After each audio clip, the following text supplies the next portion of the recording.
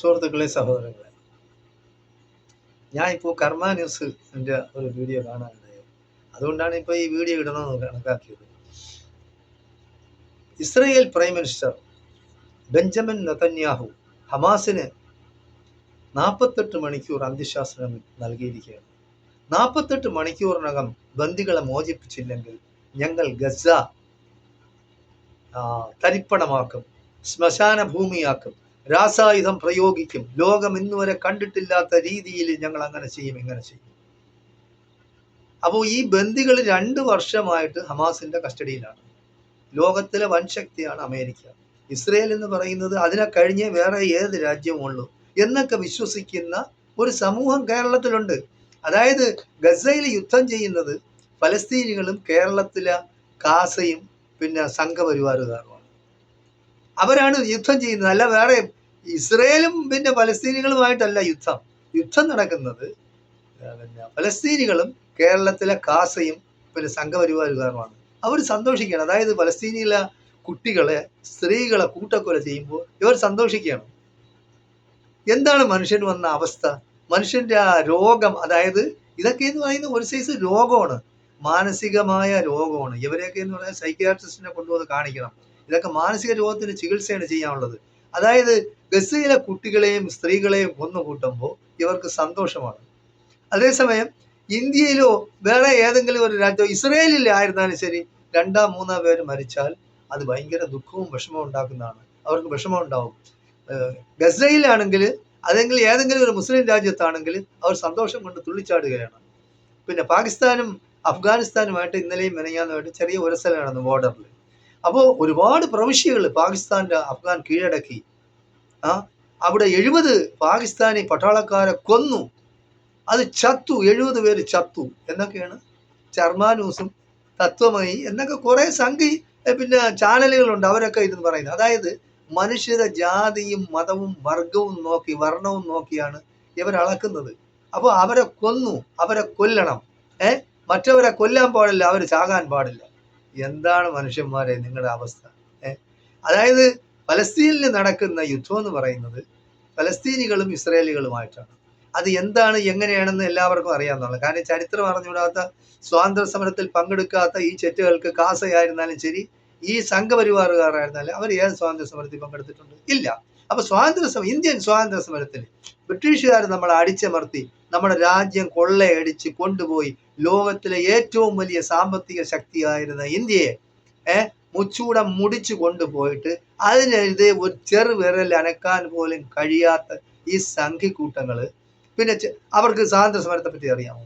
ഗസയിൽ നടക്കുന്നത് പറയുന്നത് സ്വാതന്ത്ര്യ സമരമാണ്. അത് മനസ്സിലാക്കാനുള്ള കഴിവ് കേരളത്തിലുള്ളവർക്കില്ല എന്നല്ല, കേരളത്തിലെ സംഘികൾക്കും കാസകൾക്കും ഇല്ല. കാരണം നിങ്ങൾക്കറിയാം, മലനാടൻ മറുനാടൻ മലയാളി, മലം എന്നാണ് ആളുകൾ വിളിക്കുന്നത്. എന്തായാലും ശരി, പോയിരുന്നു, പിന്നെ ഇസ്രയേലിൽ പോയിരുന്നു. അവിടെ പിന്നെ 1200 ഇസ്രയേലികളെ കൂട്ടക്കൊല ചെയ്തു ഫലസ്തീനികൾ. അപ്പോൾ മില്യൺ കണക്കിന് ഫലസ്തീനികളെ കൂട്ടക്കൊല ചെയ്തെടുത്ത് അവന് പോകാൻ സമയമില്ല. ആരിഫ് എന്ന് പറയുന്ന വേറൊരു തണ്ടിയുണ്ട്, വേറൊരു സെറ്റ്. അവൻ പറയുന്ന അവൻ നിരീശ്വരവാദിയാണെന്നാണ്. പക്ഷെ ഈ നിരീശ്വരവാദിയും നിഷ്പക്ഷമതികളും എല്ലാം ഒരു കാര്യത്തിൽ അവർ ഒന്നിച്ചാണ്. നിഷ്പക്ഷമതികൾ എന്ന് പറയുന്നവരും നിരീശ്വരവാദികളും ഒരു കാരണത്തിൽ അവർ ഒന്നിച്ചാണ്. ഇസ്ലാമിനെതിരാണ്, മുസ്ലിങ്ങൾക്കെതിരാണ്. കാര്യം ലോകത്ത് ഏറ്റവും കൂടുതൽ വളർന്നുകൊണ്ടിരിക്കുന്ന ഒരു മതമാണ് ഇസ്ലാം. അത് സത്യമാണ്. ഇവിടെ ഞാൻ പറയുന്നതല്ല, അത് ഇവിടെ ലോകത്തിലുള്ള എല്ലാവരും ഗൂഗിൾ സെർച്ച് ചെയ്താൽ തന്നെ നിങ്ങൾക്ക് അറിയാൻ കഴിയും. ഇവിടെ ചിലർ ആനന്ദിക്കുന്നുണ്ട്. ഒരു പിന്നെ ജാമിദ, പിന്നെ വേറൊരു മലപ്പുറത്തെ വേറൊരു പെണ്ണ്, പിന്നെ വേറൊരു എന്താണ് ജസ്ന സലീം, ആരിഫ്, പിന്നെ ഒരു രവിചന്ദ്രൻ, മറുനാടൻ മലയാളി, പിന്നെ ശ്രീജിത്ത് പണിക്കർ, ഒരു ജയശങ്കർ, പിന്നെ ഒരു TG മോഹൻദാസ്. ഇവനൊന്നും എണീറ്റ് നിൽക്കാനുള്ള ആവത് പോലും ഇല്ല. എന്നാലും പറയുന്നത് ആണും പെണ്ണും കെട്ടവന്മാരാണ് അവന്മാർ. അതായത് ആണും പെണ്ണും കെട്ട നപുംസകങ്ങളാണ്, കൂസന്മാരാണ് അവന്മാര്. യവന്മാർക്ക് സ്വന്തമായ ഒരു അഭിപ്രായമില്ല. ഇസ്രയേലിൽ പോയി ഡീലും ഒപ്പിച്ചുകൊണ്ട് വന്നിരിക്കുകയാണ്. മറുനാടനായിരുന്നാലും ശരി, ആരിഫായിരുന്നാലും ശരി, അവൻ്റെയൊക്കെ ജോലി എന്ന് പറയുന്നത് ഇസ്ലാമിനെ താറടിക്കുക. ഏത് രീതിയിലായാലും പച്ചയ്ക്ക് പറയണം. ഇപ്പോൾ ഈ ഇസ്രായേലി പ്രധാനമന്ത്രി നെതന്യാഹുവിനേക്കാൾ കൂടുതൽ ശബ്ദത്തിലാണ് മറുനാടൻ സംസാരിക്കുന്നത്. എന്താണ്? ഇങ്ങനെയാണ് UN വെച്ച് ശക്തമായ പിന്നെ ഭാഷയിൽ നെതന്യാഹു പ്രസംഗിച്ചു, ബാക്കിയുള്ളവർ കൂവി ഇറങ്ങിപ്പോയി, അതൊന്നും ഒരു പ്രശ്നമല്ല. 100 രാജ്യങ്ങൾ വരെ, 100 രാജ്യങ്ങളുടെ പ്രതിനിധികൾ വരെ നെതന്യാഹു പ്രസംഗിക്കാൻ എണീറ്റപ്പോൾ ഇറങ്ങിപ്പോയി, കൂവിട്ട് ഇറങ്ങിപ്പോയി. അപ്പൊ അതിനാണ് പ്രശ്നം. അപ്പോൾ അതും കണ്ടതാണ്. അതുപോലെ ലോകത്തിന്റെ എല്ലാ തലസ്ഥാനങ്ങളിലും, യൂറോപ്പിലായാലും അമേരിക്കയിലായിരുന്നാലും ആഫ്രിക്കയിലായാലും ഏഷ്യൻ രാജ്യങ്ങളായിരുന്നാലും ശരി, ജനങ്ങൾ തെരുവിലിറങ്ങി ഗസയ്ക്ക് വേണ്ടി പിന്നെ മുദ്രാവാക്യം വിളിക്കുന്നു. എന്തിനാണ്? അവർക്ക് എന്തെങ്കിലും കിട്ടിയിട്ടാ? അല്ല. ഇവിടെ ഈ ഷാജൻസ്കറിയായും മറ്റേ ആരിഫും ഒക്കെ ഇസ്രയേലിൽ പോയി പുതിയ ഡീൽ ഉണ്ടാക്കിക്കൊണ്ടിരിക്കുക. അവർക്ക് എന്തെങ്കിലുമൊക്കെ നക്കുന്നുണയും കിട്ടും ഭക്ഷിക്കാൻ. അത് ഇവിടെ തന്നെ നിങ്ങൾക്ക് പിന്നെ മോഡിയുടെയും കൂട്ടരുടെയും അമേദ്യം കിട്ടുന്നുണ്ടല്ലോ, അതുപോലെ ഇനി ഇതൊക്കെ ഉണ്ടാക്കി വെച്ച് ആർക്ക് കൊടുക്കാനാണ്? മരിക്കുമ്പോൾ ആരെങ്കിലും എന്തെങ്കിലും കൊണ്ടുപോകും. സത്യത്തിനും നീതിക്കും ധർമ്മത്തിനും വേണ്ടി നിലകൊള്ളണം. അതാണ് അന്തസ്, അതാണ് അഭിമാനം. ആണുങ്ങൾക്ക് പറ്റിയ ജോലി അതാണ്. അല്ലാതെ നിന്നെയൊക്കെ പോലെ ആരെങ്കിലും വാലാട്ടികളായിട്ട് നടക്കരുതെന്നാണ് എനിക്ക് പറയാനുള്ളത്.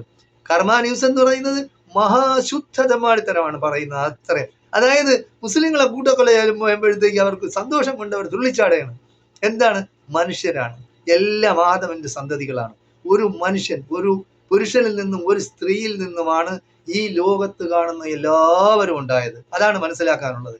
ഇപ്പൊ ജാതി ഏതോ ആവട്ടെ, മുസ്ലിം ആവട്ടെ, ഹിന്ദു ആവട്ടെ, ക്രിസ്ത്യാനി ആവട്ടെ, യഹൂദനാവട്ടെ, സിഖ് ആവട്ടെ, ജൈനമതക്കാരനാവട്ടെ, അവരുടെ കൂടെ ശരീരത്തെല്ലാം ഒന്ന് കീറി നോക്കിയാണ് രക്തം, നല്ല ചുവന്ന രക്തം തന്നെയാണ്.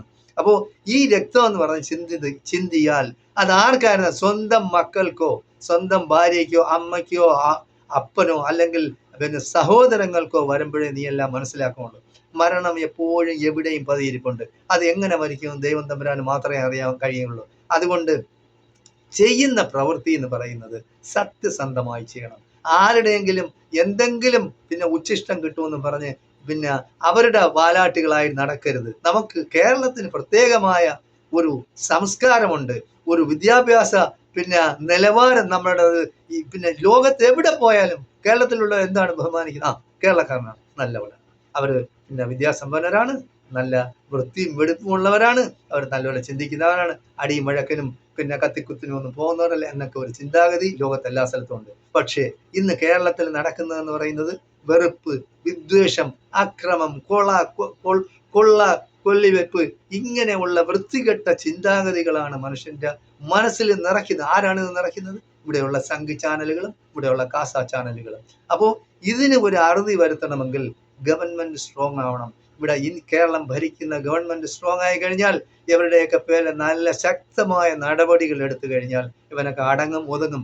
വർഗീയ വിദ്വേഷം വമിക്കുന്ന പ്രസ്താവനകൾ, അതിപ്പോ വെള്ളാപ്പള്ളി നടേശനായിരുന്നാലും ശരി, വെള്ളാപ്പള്ളി നടേശന്റെ കച്ചവടം എന്താണ്? കള്ള് കച്ചവടമാണ് അവന്റെ ജോലി.